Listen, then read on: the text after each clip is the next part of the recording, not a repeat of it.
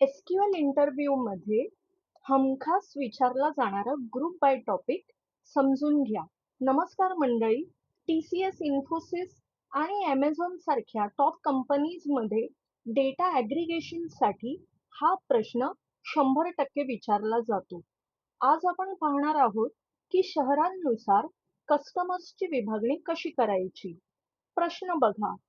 Display customers for each city हे अगदी तुमच्या शाळेतील हजेरी घेण्यासारखं आहे, जिथे आपण मुलांचे त्यांच्या हाऊस किंवा डिव्हिजननुसार ग्रुप्स बनवतो. आपल्याला शहराचं नाव आणि त्या शहरातील एकूण लोकांची संख्या हवी आहे.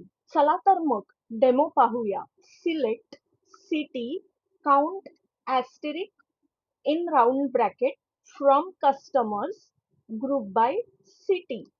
Group by keyword डेटाला शहरांनुसार वेगळं करतो आणि काउंट फंक्शन प्रत्येक ग्रुपमधील लोकांची बेरीज करतं.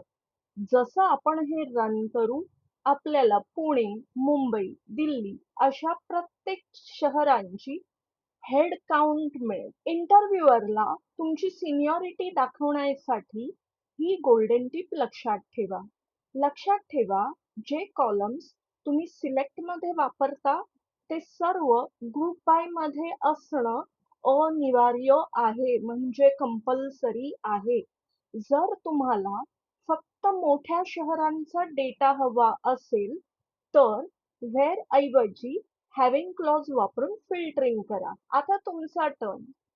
होमवर्क नोट करा. एम्प्लॉईज टेबलमधून प्रत्येक डिपार्टमेंटनुसार म्हणजे डिपार्टमेंट वाईज एकूण कर्मचारी मोजा.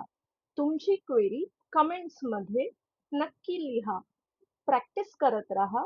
व्हिडिओ हेल्पफुल वाटला असेल तर लाईक करा आणि चॅनलला सबस्क्राईब जरूर करा.